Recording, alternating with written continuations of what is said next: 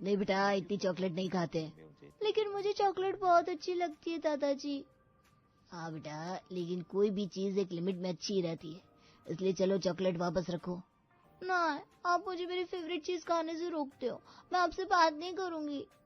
बेटा, ऐसे बड़ों की बातों का बुरा नहीं मानते हैं। बिल्कुल सही कह रहा हूँ। अगर तुम ज्यादा चॉकलेट खाओगी तो तुम्हारे दांत खराब हो जाएंगे, फिर तुम चॉकलेट तो क्या कुछ भी नहीं खा पाओगी, क्योंकि तुम्हारे सारे दांत टूट कर गिर जाएंगे। आप मेरा मजाक उड़ाते हो, जाओ कट्टी, मैं आपसे बात नहीं करती। रिया गुस्सा होकर वहां से चली जाती है। अरे ये तो मेरी बात का बुरा मान गई। रिया गुस्से में अपनी मम्मी के पास जाती है। क्या बात है, ऐसे मुंह क्यों फैलाया हुआ है? दादाजी मेरा मजाक उड़ा रहे थे। रिया अपने दादाजी की शिकायत अपनी मम्मी से करती है। कोई बात नहीं बेटा, ऐसे बड़ों की बात का बुरा नहीं मानते, वो जो कहते हैं बिल्कुल सही कहते हैं। नहीं मम्मी, ऐसा नहीं है, हमारी मैम बोलती है हमें किसी का मजाक नहीं उड़ाना चाहिए। हाँ, लेकिन उन्होंने तुम्हारा मजाक नहीं उड़ाया, तुम्हें सही बात बता रहे थे वो। कुछ दिन बाद क्लास में सभी बच्चे ध्यान से पढ़ रहे थे। हाँ तो बच्चों, आज की कहानी से हमें क्या शिक्षा मिली? कि हमें कभी भी बड़ों की बात का बुरा नहीं मानना चाहिए। बहुत अच्छे, बिल्कुल सही कहा। बड़े हमेशा हमें जो भी कहते हैं हमारी भलाई के लिए कहते हैं, इसलिए हमें कभी भी बड़ों की बात का बुरा नहीं मानना चाहिए, क्योंकि वो हमेशा सही होते हैं। स्कूल खत्म होने के बाद जब रिया घर आती है तो वो सबसे पहले अपनी मम्मी के पास जाती है। मम्मी मम्मी, आपको पता है आज मैम ने हमें बहुत अच्छी कहानी सुनाई। अच्छा, क्या कहा तुम्हारी मैम ने? उन्होंने हमें बताया हमें बड़ों की बात का कभी बुरा नहीं मानना चाहिए, क्योंकि वो हमेशा सही कहते हैं और हमारा अच्छा चाहते हैं, इसीलिए हमें टोकते हैं। आप भी उस दिन यही बात कह रहे थे ना, बिल्कुल सेम टू सेम। मैंने तो तुम्हें कहा ही था, लेकिन तुमने तब मेरी बात नहीं मानी। मैं दादाजी के पास जाती हूँ। रिया अपने दादा के पास जाती है और उन्हें भी सारी बात बताती है। इसलिए दादाजी, मैं आगे से आपसे कभी नाराज नहीं होंगी, क्योंकि सब कहते हैं कि बड़ों की बात का बुरा नहीं मानना चाहिए। शाबाश मेरी बिटिया रानी, बहुत समझदार होगी। कुछ इस तरह रिया को बचपन से ही शिक्षा मिली थी कि बड़ों की बात का बुरा नहीं मानते। धीरे धीरे समय गुजर रहा था। अब रिया बड़ी हो गई थी। एक दिन जब उसकी कॉलेज की कुछ सहेलियां उसके घर आती है। क्या तेरे घर वालों ने हमारे साथ क्लब जाने से भी मना कर दिया? चलना यार, तुझे सारी बात बतानी जरूरी होती है क्या? हाँ यार, चलना, कुछ भी बहाना बना दियो, कौन सा किसी को कुछ पता चलेगा। नहीं, मैं ऐसे झूठ बोलकर कहीं नहीं जाऊंगी। तुम लोग जाओ, मुझे कहीं नहीं जाना, मुझे बहुत डांट पड़ेगी। तेरे घर वाले भी ना पता नहीं कैसे हर बात में टांग अड़ाते। आज के जमाने में इतना कौन टोकता है। हाँ यार, तुझे गुस्सा नहीं आता अपने घर वालों पर कभी? नहीं भला, मुझे गुस्सा क्यों आएगा? ऐसे बड़ों की बातों का बुरा नहीं मानते, वो जो कहते हैं सही कहते हैं और हमारे भले के लिए तो कहते हैं। ओह माय गॉड, हम भी किससे बात कर रहे हैं जो हमेशा बस यही बात रटती रहती है, बड़ों की बात का बुरा नहीं मानते। तुम्हें बुरा नहीं लगता होगा, लेकिन हमें लगता है। हम जा रहे हैं यहाँ से। हाँ यार चल, इससे तो कोई बात करने का फायदा ही नहीं है। दोनों सहेलियां मुंह फुलाकर वहां से चली जाती है, लेकिन रिया को भी इस बात की कोई परवाह नहीं थी। कुछ ऐसे ही रिया का समय गुजर रहा था और धीरे धीरे रिया की भी उम्र शादी लायक हो जाती है। उसके घर वाले उसके लिए एक अच्छा सा लड़का ढूंढकर उसका रिश्ता तय कर देते हैं। हमारी बेटी कितनी जल्दी बड़ी हो गई, कुछ पता ही नहीं चला। हाँ, अब ये भी चली जाएगी और अपना गृहस्थ जीवन संभालेगी। बेटा, आज तक तुमने जैसे यहाँ सब मैनेज किया था ना अच्छे से, आगे जाकर भी अपनी जिम्मेदारियों को अच्छे से संभालना। और हमेशा याद रखना, बड़े जो भी कहते हैं हमारे भले के लिए कहते हैं और उनकी बातों का हमें कभी भी बुरा नहीं मानना चाहिए। रिया अपने पापा की बात को बीच में काटते हुए कहती है। बिल्कुल सही कहा, हमें पूरा भरोसा है तुम सब अच्छे से कर लोगी।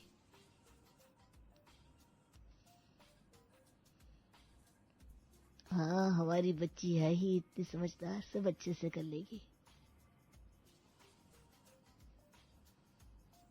आप सब टेंशन फ्री रहिए, मैं अपनी तरफ से पूरी कोशिश करूंगी।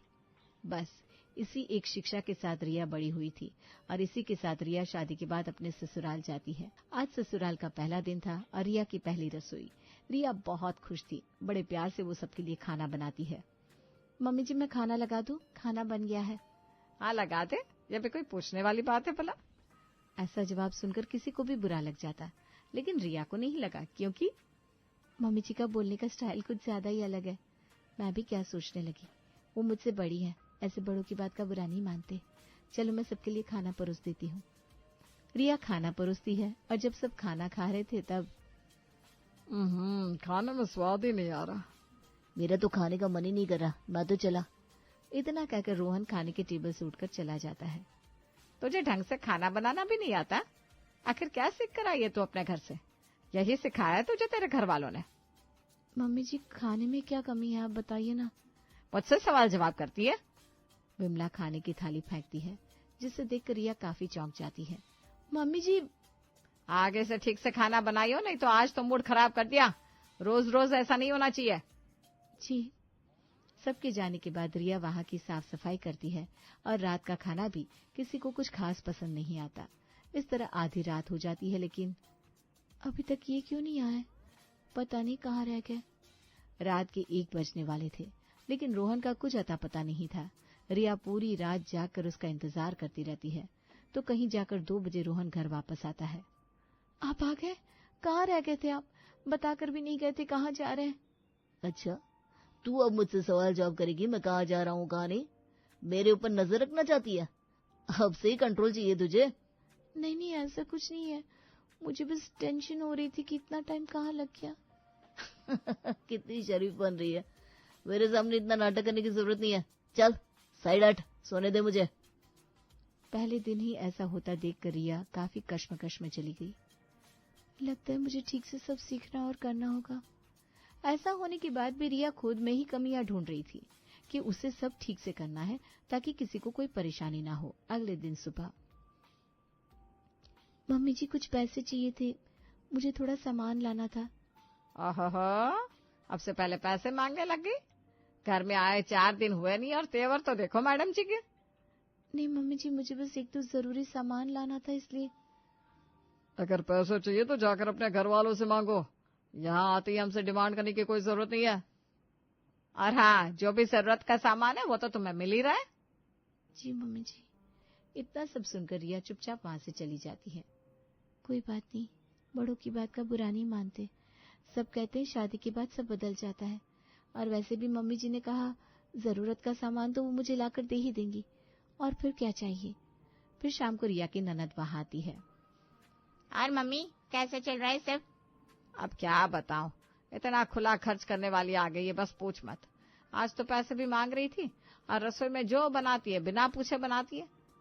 तो मम्मी अब ताला क्यों नहीं लगाती थी? जितना खाना बनाना है बस उतना निकाल कर दे दिया करो। हाँ सही कहा, यही करना होगा मुझे। जब रिया रसोई में खाना बना रही थी, इतनी सारी सब्जी क्यों काट रही है? मम्मी जी वो सबके लिए खाना बनाना है ना। तो पूरे मोहल्ले के लिए थोड़ी ना बनाना है। देखो तो जरा कैसे खुले हाथ से खर्च कर रही है सब। तेरे बाप का राज नहीं है यहाँ, मैं जितना बोलूंगी उतना ही खाना बनाएगी, उसके अलावा कुछ नहीं बनेगा, समझी तू? जी मम्मी जी। विमला रिया को खाना बनाने के लिए थोड़ा सा सामान देती है और उसके बाद वहां पर जिस कैबिनेट में सारा खाने का सामान रखा था उस पर ताला लगा देती है। सबको खाना खिलाने के बाद जब रिया लास्ट में खुद खाने बैठती है तो देखती है उसके लिए सिर्फ 1 रोटी ही बची है। तब, मम्मी जी खाना कम रह गया, मैं दोबारा अपने लिए बना लूं? देखा, बिल्कुल भी बरकत करनी नहीं आती। जितना बचा है उसी में काम चला। मैंने तुझे जितना सामान दिया था जरूरत से ज्यादा ही दिया था। जितना मिल रहा है ना उसका शुक्र मनाओ, इतने नखरे दिखाने की जरूरत नहीं है। फिर से रिया को बदले में सिर्फ डांट फटकार ही मिलती है। रिया चुपचाप जाकर बचा हुआ खाना खा लेती है। कुछ दिन बाद रिया के पास उसकी मम्मी का फोन आता है। बेटा सब ठीक तो है ना? हाँ मम्मी, वैसे तो सब ठीक है, लेकिन यहाँ सब मुझे हर छोटी छोटी गलती पर डांटते हैं। कोई बात नहीं बेटा, तुम्हें तो पता है शादी के बाद सब कुछ कितना बदल जाता है। और वैसे भी बड़ों की बात का बुरा नहीं मानते, वो हमारे भले के लिए तो कहते हैं। हाँ मम्मी। इस तरह दिन गुजर रहे थे और फिर एक दिन, ए सुनो, आज मेरी सहेली आने वाली है, उनके लिए बढ़िया सा नाश्ता बना देना। जी ठीक है दीदी। तब यहाँ खड़ी क्या है, जाकर अपना काम शुरू कर। जी। रिया सबके लिए खाना बनाती है। वहीं निशा की सहेलियां भी आ गई थी। तेरी भाभी कितनी गवार सी लग रही है, नहीं? हाँ, इस जमाने में ऐसे भला कौन रहता है। सही कहा, देख इसे तो ना मैं अभी अच्छे से सबक सिखाती हूँ। रिया वहाँ सबके लिए खाना लेकर आती है। तब निशा जानबूझकर खाना नीचे गिरा देती है। उफ्स, गलती से हो गया। इसे जरा साफ कर दो, चलो। जी ठीक है। रिया वहां पर जब सफाई कर रही थी तब इस मौके का फायदा उठाकर निशा रिया के ऊपर जूस डाल देती है और ये सब देखकर सब हंस रहे थे। कैसी जोकर जैसी लग रही है। रिया को बहुत इंसल्टिंग फील होता है, लेकिन वो कुछ नहीं कर सकती थी। वो रोते हुए अपने कमरे में चली जाती है। यहाँ पर सब मेरे साथ इतना अलग व्यवहार क्यों करते हैं?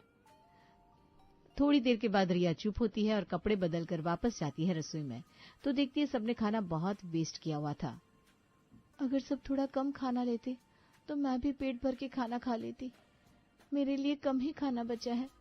हर बार ऐसा ही होता। विमला खाना बनाने के लिए रिया को कम सामान देती और खुद जानबूझकर ज्यादा खा लेती ताकि रिया के लिए कम खाना बचे। उसे घर में किसी से भी कोई रिस्पेक्ट नहीं मिलती थी, कोई उसकी कदर नहीं करता था। चाहे उसकी कितनी ही तबीयत खराब क्यों ना हो, लेकिन उसे फिर भी सारा काम करना पड़ता। एक बार जब रिया को बहुत तेज बुखार था, तब नहाने के लिए वो गर्म पानी कर रही थी। पानी क्यों गर्म कर रही है? किससे पूछकर तूने ऐसा किया? मम्मी जी, मुझे बुखार था इसलिए गर्म पानी से नहाने की सोच रही थी। कोई गर्म पानी नहीं मिलेगा तुझे। नहाना है तो ठंडे पानी से नहा ले। हम यहाँ तेरे अलग नखरे नहीं झेलेंगे। तुझे जरा सी छूट क्या दे दी, तू तो दिन ब दिन सर पर ही चढ़ती जा रही है। लेकिन मम्मी जी। लेकिन कुछ नहीं, चल जाकर ठंडे पानी से अभी नहा करा। रिया को ठंडे पानी से नहाने पर मजबूर किया गया, जिससे उसे और ज्यादा सर्दी जुकाम हो गया। लेकिन उसके बाद भी उसे आराम करना नसीब तक नहीं हुआ, बल्कि उसे बीमारी की हालत में ही घर के 2 गुना काम करने पड़े। ये क्या है, हा? ढंग से झाड़ू पोछा भी नहीं लगा। चल दोबारा साफ सफाई कर। आखिर तुझे इस घर में लाया किस लिए गया है? अगर तू घर का काम ठीक से नहीं कर सकती तो लानत है तुझ पर। मम्मी जी, मेरी तबीयत ठीक नहीं है। मैंने बड़ी मुश्किल से काम किया है। अच्छा, एक तो हम तुझे रहने के लिए घर दे रहे हैं, खाना दे रहे हैं, ऊपर से हमें ही नखरे दिखाती है। या तो काम कर, वरना तुझे पता है ना अंजाम क्या होगा। रिया को मजबूरन सारा काम दोबारा करना पड़ा।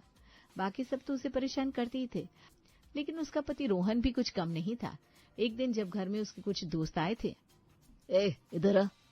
रिया हॉल में आती है जहाँ सब बैठे थे। चल जा, हमारे लिए बर्फ लेकर आ और थोड़ा चखना भी। रोहन के इस व्यवहार पर उसके दोस्त हंस रहे थे, लेकिन रिया को बहुत बुरा लग रहा था। रिया चुपचाप जाती है और सारा सामान लेकर आती है। तुझे जरा सी भी तमीज नहीं है कि सामान कैसे लाया जाता है? लगता है तुझे सबक सिखाना ही पड़ेगा। रोहन रिया के बाल पकड़ता है और उसे जोर से धक्का देता है। औरत को वैसे ही रहना चाहिए जैसे उसका पति का है। हाँ? क्यों रुकी यहाँ? जा यहाँ से। बाकी सबक बाद में सिखाऊंगा तुझे। रिया रोते हुए वहां से चली जाती है। सही है भाई, भाभी को चैन की सांस भी नहीं लेने देता। अरे ऐसा ही होता है, इन्हें ना पहले से ऐसे ही रखना चाहिए, वरना बाद में ज्यादा जुबान निकालती है। अगले दिन रिया रोहन से बात करने की कोशिश करती है। आप इतनी ज्यादा क्यों पीते हैं? तूने फिर से मुझसे सवाल जवाब करने की जरूरत की? मैंने तुझसे कितनी बार कहा है, मेरे सामने ज्यादा जबान मत चलाया कर। चुपचाप एक कोने में बैठी रहे, तेरी जगह वही है। आप मेरे साथ ऐसा क्यों करते हैं? मैं आपकी पत्नी हूँ। आपने कल मेरे साथ अच्छा नहीं किया, सबके सामने मेरी इतनी बेइज्जती की। मेरा भी तो कुछ हक बनता है। ओहो, अब मैडम जी हक के बारे में बात करने लगी। कुछ ज्यादा ही पन निकलने लगे हैं तुम्हारे। ऐसा नहीं है, मैं बस आपसे इसलिए कह रही हूँ क्योंकि ये सब गलत है। रुक, अभी तुझे सही गलत के बारे में अच्छे से समझाता हूँ। इतना कहकर रोहन ने रिया को एक जोरदार थप्पड़ मारा। आगे से कुछ भी बोलने से पहले 2 बार सोच कर बोलियो, वरना पता ना क्या होगा। और हाँ, मेरी जिंदगी में दखल अंदाजी करने की कोई जरूरत नहीं है। मैंने तुझे इस घर में रखा है, वही बहुत बड़ी बात है। मैं चाहूँ तो अपनी मर्जी से कहीं भी आऊं जाऊं, किसी से भी बात करूं ना करूं, तुझे कोई हक नहीं बनता मुझे टोकने का, समझी? जी। रिया के साथ बदतर व्यवहार किया जा रहा था। ये सब झेलते हुए कई महीने बीत गए थे। सभी के सामने उसको बहुत बेइज्जत किया जाता और उससे गैरों की तरफ व्यवहार किया जाता। एक दिन सब आपस में बैठकर बातें कर रहे थे। जब रिया उन्हें चाय नाश्ता देने आती है तब। हाँ, मैं सोच रही थी वही हार निशा को दे दूं। हाँ, हमारी बेटी के लिए इतना तो बनता है। लेकिन मम्मी जी, वो हार तो मेरे घर वालों ने मुझे दिया था। अच्छा, अब तो हमारे बीच में भी बोलने लगी। तुझे किसने कहा हमारे घर के मामले में दखल अंदाजी करने के लिए? अरे हमारी बेटी है, हमारा जो मन करेगा हम उसे देंगे, तुझे क्यों परेशानी होती है? आप दीदी को कुछ भी दीजिए, मुझे कोई परेशानी नहीं है। तो हमारे मैटर के बीच में बोलने की कोई जरूरत नहीं है, समझी? लेकिन वो हार मेरी मम्मी का है, आप प्लीज उसे मत दीजिए। चुप कर, निकल यहाँ से। हमारी मर्जी, हमारे घर का मामला है, तू क्यों बीच में बोलती है? लगता है तुझे फिर से खुराक की जरूरत है। लेकिन मैं भी तो इस घर की सदस्य हूँ। खुद को इस घर की मालकिन समझने की भूल मत करना। तेरी जगह एक नौकरानी से ज्यादा नहीं है। चुपचाप जा और घर का बाकी बचा हुआ काम कर और कोने में जाकर चुपचाप बैठना। ये सुनकर रोहन हंसते हुए कहता है, बिल्कुल सही कहा मम्मी तुमने, इसकी जगह उससे ज्यादा और कुछ नहीं है। पूरे साल से इतना सब कुछ सुनकर रिया बहुत दुखी हो गई थी। पानी उसके सिर के ऊपर से जा चुका था। उसे बस एक घर के नौकर से ज्यादा और कोई अहमियत नहीं दी जा रही थी। सबको अपनी ऐसी बेइज्जती करता देख और हंसते हुए देखकर रिया गुस्से से आग बबूला हो जाती है। अब बस बहुत हुआ, बहुत झेल लिया मैंने। अच्छा, क्या झेला है तूने? झेल तो हम रहे तुझे इतने समय से। आपने मुझे झेला है। बहुत अच्छा मजाक करती हैं आप। लड़की, जबान संभाल कर बात कर मुझसे, वरना अभी इसी वक्त घर से निकाल दूंगी, समझी? हाँ तो निकाल दो मुझे इस घर से। वैसे भी यहाँ से निकलने के बाद मैं ज्यादा सही रहूंगी। कौन रहना चाहता है यहाँ इस नरक में? पहली बार रिया ने सहने के बजाय आक्रोश में अपने मन की बात कही।